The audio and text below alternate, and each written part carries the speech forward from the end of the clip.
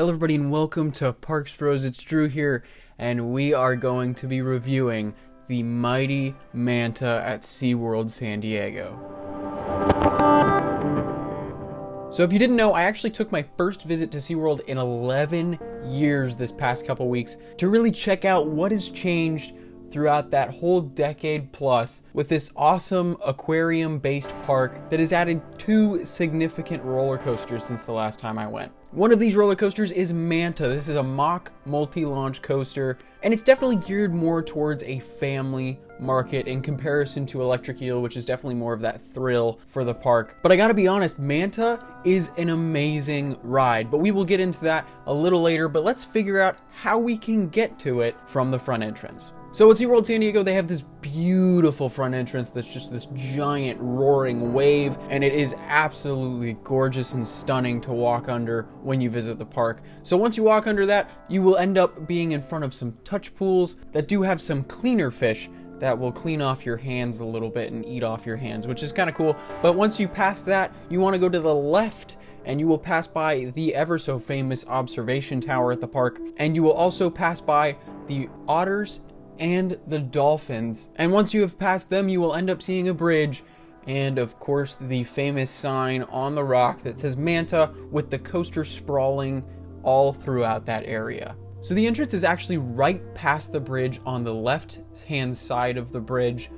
But before you do that, you should probably know that you will most likely need to buy a locker for this ride. There is no place to store your items while you are on the ride besides lockers. So if you can actually carry the items with you on your person, you will not be allowed to bring it to the station. So this includes backpacks, cameras, iPads, all those things. You'd want to put those in a locker. Now those lockers will cost $1, but I do believe it's for either an hour or 2 hours. I can't remember exactly, but honestly, if it's not a busy day, you could get a good 5 Manta rides in an hour easily. So honestly, I think it's worth the $1 if you're gonna ride it at least more than once.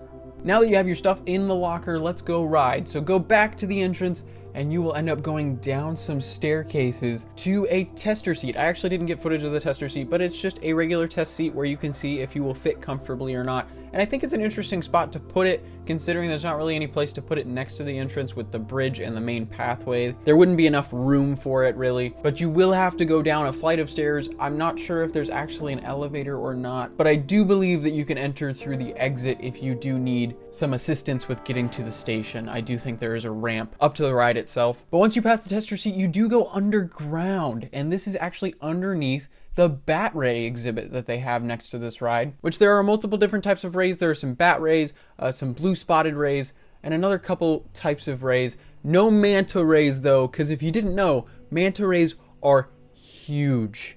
And of course there are multiple different types of manta rays, but the biggest you will find will be 23 feet wide, and the smallest 18 feet wide. So these are massive, massive creatures, so do not expect to actually see manta rays inside an exhibit next to Manta the coaster. But once you go underneath that exhibit, which gives you some cool views from the bottom as well as the side, you will end up in almost this Polynesian / East Asian paradise, really. There are plants everywhere. The coaster goes right above your head, as well as some bridges from the exit. But it is absolutely stunning to walk through this queue. It is actually one of my favorite non-Disney or Universal queues out there. It is really just beautiful. It is kind of short, in all honesty. There are only about 2 real changes of direction within this queue, but I'm not complaining. The plant life is just amazing to walk through in that section of the queue. Now once you get up to the station, there will be a grouper before you actually get to where you can choose which seat you would like, but at least on the non-busy days they will let you choose yourself. So do not worry about not getting a ride in back or front row. But there is one thing you should know: front row does have an extended queue. So you will see, oh, there's not many people in the front row. Well, once you actually get up there, it is about 3 times longer to wait for the front row than pretty much any other row. But since we finally got into the station, let's get to the ride itself. And I will start with the restraints. So the restraints are actually quite accommodating. They're pretty comfortable in all honesty. I have never experienced a Mack launch coaster until riding this, and I really, really enjoyed the restraints. They were very comfortable. They allowed for a lot of breathing room, and I only got really badly stapled after the first turn of the ride, which we will get to in a little bit. But the restraints are very, very comfortable and very accommodating. I thought they were very, very nice. But another thing to note, there is stadium seating. So that means the front row of each car will be a little shorter than the back row of each car, at least where the seats are, just to try and give you a better view if you are in the second row of a car. But now that we're seated, let's head out. So immediately out of the station, you take a right-hand turn into this dark tunnel. Now this is actually one of my favorite parts of the ride, and it's incredibly themed. This is a pre-show involving you being in a rocky reef with rays swimming all around you of every shape and size. Now, as you're looking around you at this beautiful projection work, the train is slowly moving back and forth, as well as the screens kind of waving back and forth, which will add to the effect that you are just wading in the open ocean next to this reef. Then the music starts to swell a little more, and the curtain comes up, and before you know it, you're out, blasting out that first launch, and then getting your picture taken immediately out of the tunnel. Now, right out of the tunnel, you will go straight for a little while and then make a right bank turn, which is actually a lot steeper than it looks. But if you are sitting on the left side of the train coming down this first drop, you will get actually a nice little pop of floater airtime. And then immediately at the bottom of the drop, it is a heavy G section, at least for this ride in particular. It is probably the most forceful section of the ride besides the later helix, but this is most commonly where you will be stapled just because you won't be expecting it.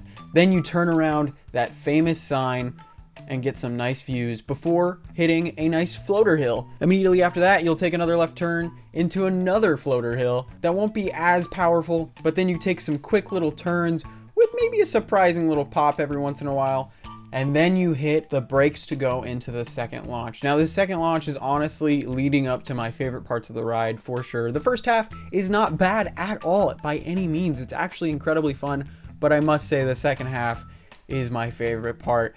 So you blast into this 43-mile-an-hour launch and then get shot to the left, almost as like a mini Maverick at Cedar Point. And then immediately after that, you have this almost ejector hill going to the right side. And it is honestly one of the best moments of airtime on the ride. And immediately after that, you take the right-hand turn into a twisted airtime hill that goes from right bank to left bank, and that is honestly the best moment of airtime on the ride for sure. Especially if you're sitting on the left-hand side, you will get thrown a bit more than on the right. Then you hit this helix, which is actually quite positive. I found later in the night, I actually started to gray out on it a little bit, but then you do some nice little bank turns into the brake run. Man, oh man, did I love Manta. It was an absolute just fun ride. Out of all the coasters that I've ridden, I would actually have to argue that this is one of the most re-rideable coasters I've ever ridden. The action is pretty non-stop after the pre-show, and the elements are just enjoyable. They're not too forceful where it makes it hard to ride. The airtime doesn't kill your legs, and you could honestly just ride it over and over again. It is absolutely fun to do that as well,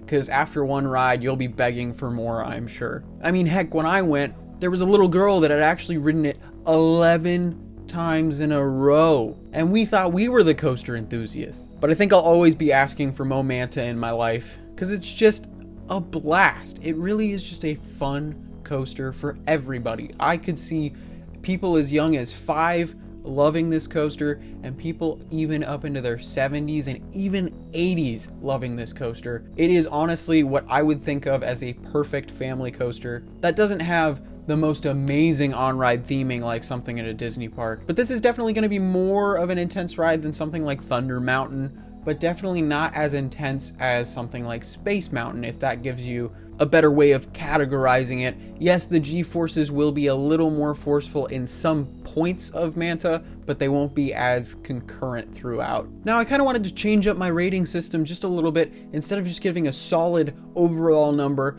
I wanted to give a star rating for enjoyability and for intensity. Probably the two most thought about things for someone who's riding a new ride. Now, for enjoyability, I gotta give this 4 out of 5 stars. I mean, it's not the most fun ride in the world, but it is definitely extremely enjoyable.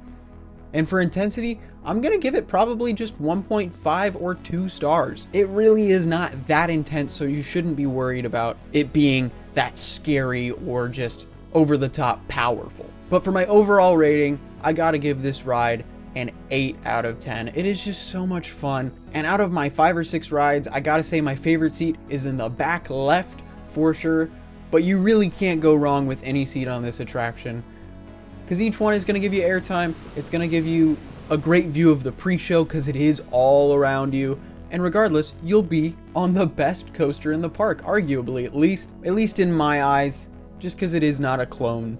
But I can't wait to go ride it again, and I can't wait to go back to SeaWorld San Diego. And I hope this review has been helpful with what you guys would need to know in order to go ride this amazing attraction. But what are your guys' thoughts? Let me know down in the comments below, and I have to thank you so much for watching.